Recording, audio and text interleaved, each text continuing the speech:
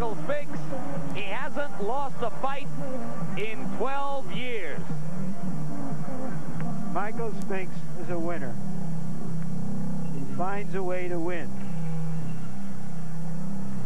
Will he find the way tonight? Often under unusual or trying circumstances.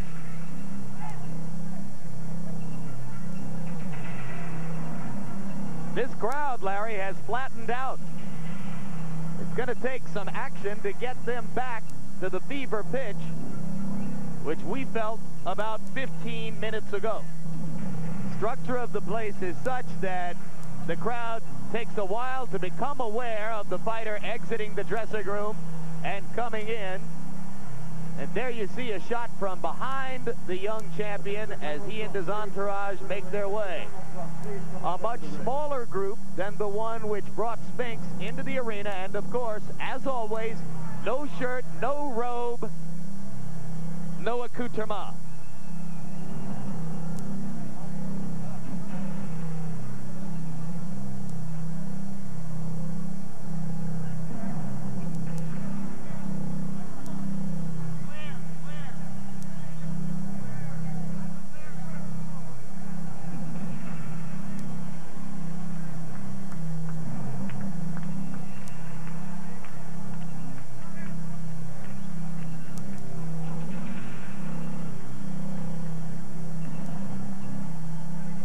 Like Michael Spinks, Mike Tyson is unbeaten as a professional fighter. The period of inactivity, 97 days, relatively brief for a heavyweight or for any pro.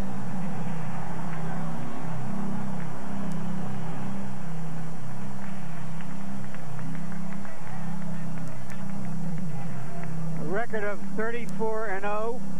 And that doesn't count his recent bouts with his wife and his manager.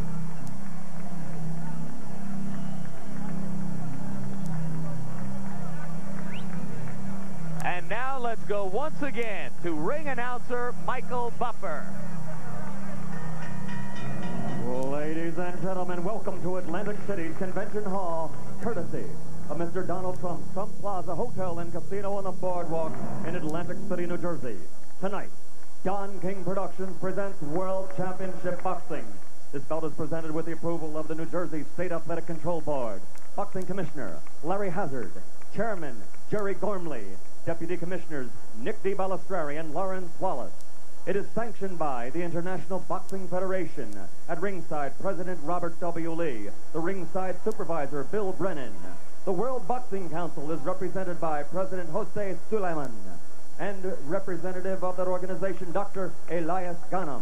The World Boxing Association, its president, Gilberto Mendoza, at ringside, along with James J. Binns, Esquire, Legal Counsel, and Championship Committee Chairman, Dr. Elias M. Cordova. The three judges for this contest, John Stewart, Eva Shane, and Rocky Castellani. Chief ringside physician, Dr. Frank B. Dawkins.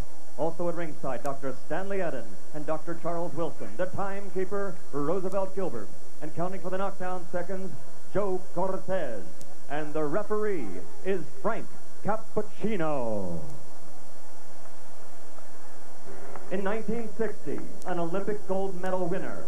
In 1964, the heavyweight championship. 10 years later, again, the world heavyweight champion. And in 1979, he won it. An unprecedented third time. Perhaps he is the greatest of all time, ladies and gentlemen. The former three-time heavyweight champion of the world, Muhammad Ali.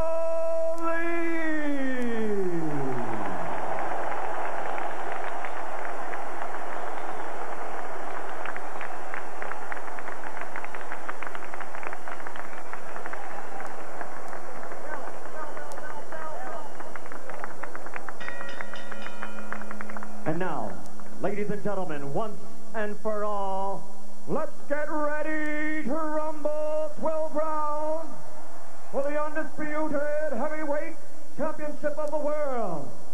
Introducing first, fighting out of the blue corner, wearing the white trunks with black trim, and weighing in at 212 1/4 pounds.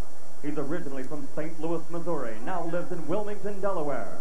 This Olympic gold medal champion has a professional record of 31 victories without a loss, 21 by knockout. He is the former undisputed and undefeated light heavyweight champion of the world and the only king of that division ever to win the heavyweight title in the history of boxing. Because he never lost that title in the ring, he is still recognized by many, including Boxing Illustrated and Ring Magazine, as the heavyweight champion. Ladies and gentlemen, the undefeated man who brings the drink, Michael Spinks.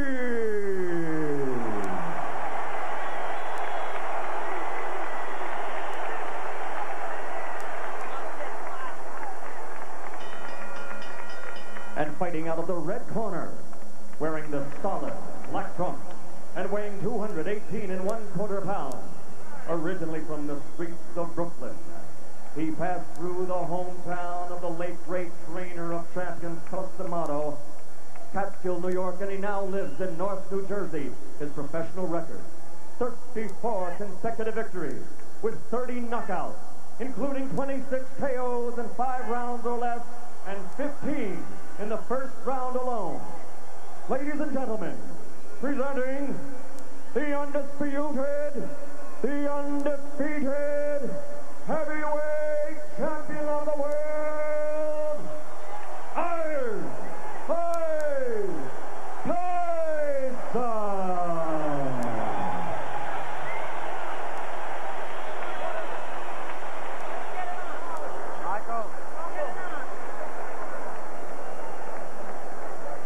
Good evening, gentlemen. You were both given your instructions in the dressing room. Are there any questions by either of you? All right, both of you touch gloves. Good luck to both of you. Could it be that this eerie atmosphere is what Butch Lewis wanted? I don't think anybody is smart enough to figure how everybody would react to that. I do think that this fight will be decided by 2 things. How Michael Spinks can deal with the extreme pressure that Tyson puts on a fighter, that can totally discombobulate a man who's used to setting his own tempo. And secondly, what happens when Tyson hits him? Because he figures to get hit in this fight somewhere harder than he's ever been hit before. I see that Michael Spinks is a little tight. His legs are not as loose as they normally have been in the past. Now watch Tyson jump right into his chest.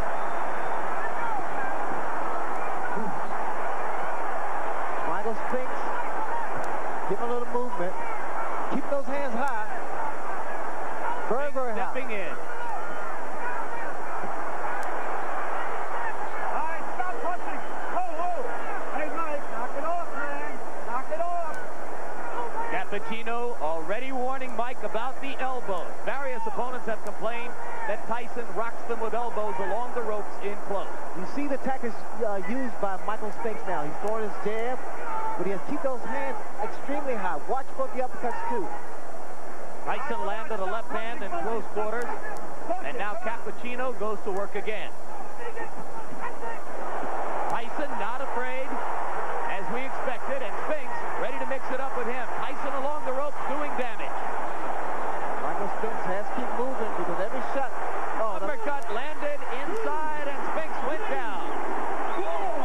It was the left uppercut. I was surprised there was a body shot that put him to the canvas. And that is the first time Michael Spinks has ever been down in a professional fight.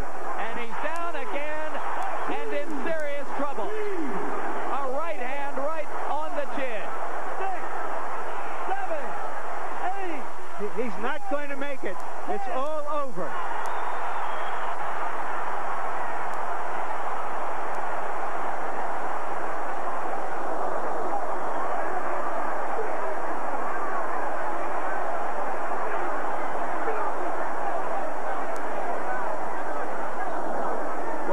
In that round was that Mike Spinks got hit, and his natural instinct as a champion and as a winner was to try to fight back instead of covering up, and because he wanted to fight back, he got knocked out. There's a great deal of pandemonium in the ring now. It lasted a minute and a half. There's a near riot taking place on the apron in front of us. Only now is it beginning to calm down. The first time Michael Spinks has ever been knocked down throughout his career. We see Mike Tyson congratulate Michael Spinks, and Tyson trying to show some concern. Please clear the ring. Clear the ring. Security, please clear the ring. The three-fight delay outlasted the fight by about 15 minutes. I didn't expect Michael Spinks to go down from a body shot, but apparently the extra weight was a factor. I'll be interested to hear what Michael Spinks has to say. Michael Spinks started out pretty slow, and here we see Tyson, as usual, going to the body. A great uppercut that sent Michael Spinks to the canvas. That was the second knockdown and the finishing blow. Watch again. This is after Spinks got up after one knockout, tried to fight back, and had nothing as Mike Tyson landed the right, the short right, to the jaw. Here we have another angle, and that beautiful right uppercut caught him perfectly. It seemed to have caught him on the top of the forehead. And when his head went back and hit the canvas, it was all over. Few fighters have ever thrown the uppercut with greater effect than this champion. Another thing, Jim, is when a guy gets knocked out for the first time, you never know how he's going to react to that. What you have just seen was the fourth shortest heavyweight championship bout in history. Only Jeffries over Finnegan, Michael Oakes over Mike Weaver, Burns over Roche back in 1908 were shorter than the 1-minute, 31-second destruction you just saw by Mike Tyson of Michael Spinks. In Mike Tyson's 35 bouts, he has now scored 16 first-round knockouts. And let's go now to Larry Merchant. Mike, congratulations. Did you have any premonition that it would end this fast? My trainer told me before I left, I bet both of our purses that you knock him out in the first round. So I thought he was serious because just now he said he was lying. And so I went out and knocked him out in the first round. It seemed to... What did you hurt him with? How did it start? The first one was, I think it was a right hand on top of the head, but he took it well. And then I hit him with a short left hook. It was a left uppercut that she told me to throw. And then I threw a right hand to the body and it went down. And then from that punch, I think what it was the right hand off the head. It seemed to me that when he was hurt, his instinct as a champion, instead of covering up and running, was to fight back, and that's why you finished him. From what I know of human nature, there's only two things that he was capable of doing. Either running or thinking it out, or come out and fighting. I knew either he'd be scared and come out fighting, and that's what I thought. Maybe he was a little jittery, so he came out fighting, giving it his best, hoping for a knockout or a cut or something, because he was fighting very furiously, as you noticed. Mike didn't give him a chance to do anything else. After the first knockdown, he got right on him and worked the body and came up to the head again. That's what knocked him out. All right, what happened? What was all the delay about before? Do you think Michael just didn't want this to get here this quick? Well, I think he was trying to scrutinize with my brain and make me wait it out. But, you know, I was getting upset. I wanted to go. I'm the kind of guy who just want to fight. Let's get in there and fight. I don't care who comes in first. We come in both at the same time. That's what we planned. We said we come on together. And so my main objective was to go out there. Like I said, my trainer told me the whole purse is better on one round. Now I come back to collect my money, and he said he was joking. He didn't make the bet. But it's still a good payday. There was so much buildup that we can only wish that there was something more interesting or important to say from here at ringside in Atlantic City. The fact of the matter is, there isn't. Mike Tyson